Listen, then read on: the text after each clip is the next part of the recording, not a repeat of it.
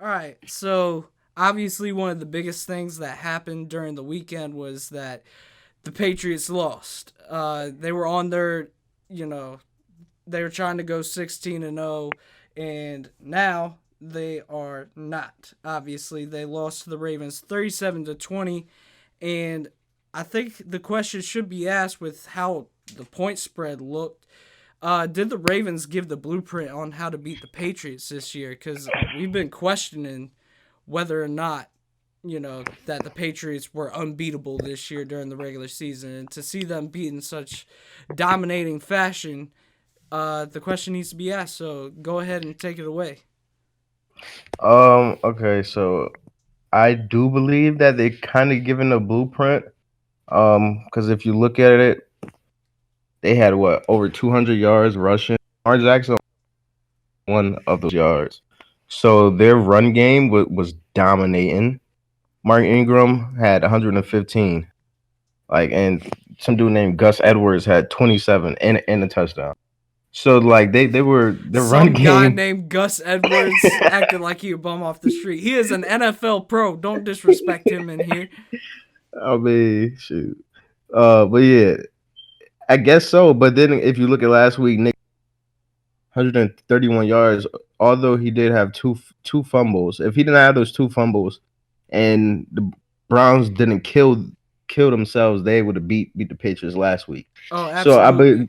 I do believe that this run game, if you just run the ball and pound the ball, have success doing it, that's kind of a blueprint to beat them because their offense has been same offense all year outside of that Pittsburgh game. Offense hasn't It's been been good. the same offense for the past like 2 to 3 years. But go ahead, Oh man, here see, man. fine.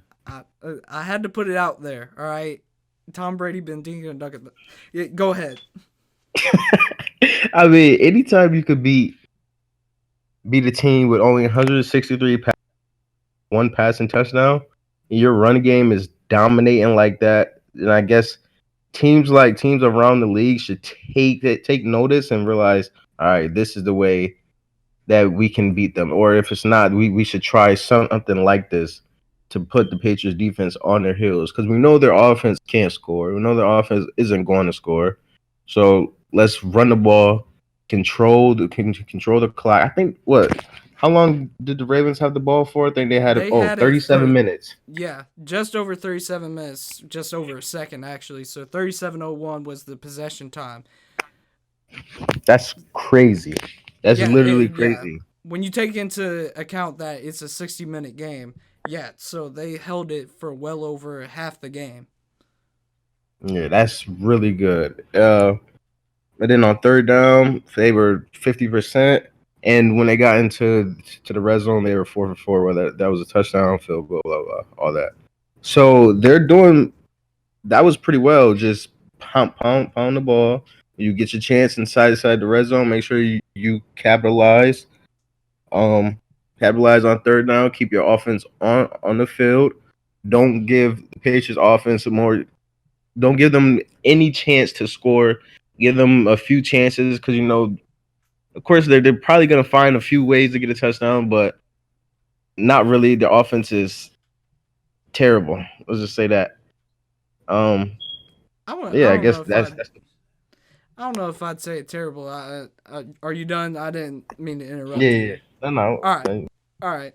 Uh yeah, I would definitely say that they gave him the blueprint too because you look at it also Lamar Jackson, even though he didn't throw for a ton of yards, he wasn't lighting up the stat sheet with yards per se. He was incredibly efficient. I mean, 17 of 23. I mean, that's Mm-hmm. incredible. No interceptions obviously, one touchdown. I mean that's a pretty good day, and the fact that they went 4 for 4 and 5 of 10, that on third down and then in the red zone, that's amazing. So I definitely think they gave them the blueprint. I mean, like you mentioned, we had seen uh, the Cleveland Browns do the same thing the previous week, and we always questioned the fact that none of these teams were trying to run the ball against them. I mean, they were just getting to run man coverage the entire time, zero blitzes, cover one. they were getting to run the same coverages, and so you had to ask, when they face a true running quarterback that can also beat them through the air, are they going to be able to stop him? Because when you run that man coverage, you're going to turn your back towards the quarterback. And when you do that with somebody like Lamar Jackson, he's going to take off and start running. And, Yeah. you have to pair it with the passing because, I mean, they faced Josh Allen, who's a decent runner for the Bills, but they had no threat of the passing game. With Lamar Jackson, you have to pay attention to the pass just enough. And so you have to respect that. And so when you turn your back and face those receivers, he's going to take off with it. And so I definitely think that they got exposed a little bit. I mean, 200 rushing yards given up this week, about 150. I think a little bit over 150 last week, with 130 coming to Nick Chubb. And then we're definitely going to find out even more about them these upcoming weeks, because listen to who they got to face in the next 3 weeks. They got to face the Eagles, who are ranked 12th in the NFL when it comes to rushing attack, which is pretty good. It's above average. But Cleveland, they're above Cleveland. They're a spot above Cleveland. So if Cleveland was able to run the ball, theoretically, if they don't make adjustments, the Eagles will be able to run the ball. And also, it's on the road.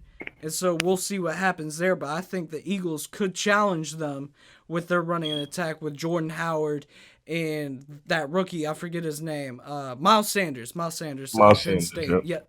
And they're a pretty formidable duo, so we'll see what happens there. And also, they face the next week the Cowboys, who we know what they represent. We saw last night them get back to handing the ball off consistently to Zeke, and they're the 4th-ranked rushing attack. And so also Dak can make some plays with his feet, so we'll see what happens there. And then also they go the next week on the road to the Texans, which, believe it or not, they're the 5th-ranked rushing attack. I mean, Carlos Hyde has been getting it done on the ground, paired with Duke Johnson and Deshaun Watson, obviously making plays with his feet. And so these next 3 weeks are going to be critical for the Patriots, because if they want to show teams that, hey, that was an aberration and we're not that bad of a defense when it comes to going up against the run, I definitely think that these 3 weeks will be key. They have to start to shut down these offenses, because these offenses, they have no problem running it down your throat the entire game. I mean, they're not going to force anything. Carson Wentz, Dak Prescott, Deshaun Watson, they're very good at staying consistent and taking what the defense gives them. So if they're going to give up that running game, they're going to keep with it. I mean, we saw it with Deshaun against Kansas City. When he was up there, they ran the ball consistently down the throat of the Kansas City Chiefs defense. And so the Patriots, they got to adjust. Bottom line, they got to adjust, because if they continue to go down this road, you cannot win a Super Bowl. They'll win plenty of regular season games because of the division that they're in. I mean, they faced the Dolphins twice. They faced the Jets, twice. So we'll see. But I definitely think that the Patriots got exposed in some sort of fashion. And I think we both agree on that. Yeah. Yeah, 100%. All right. So if you like this video, hit the like button. And also, if you're new to the channel, hit the subscribe button down below. And also hit the notification bell so that you never miss an upload or a stream.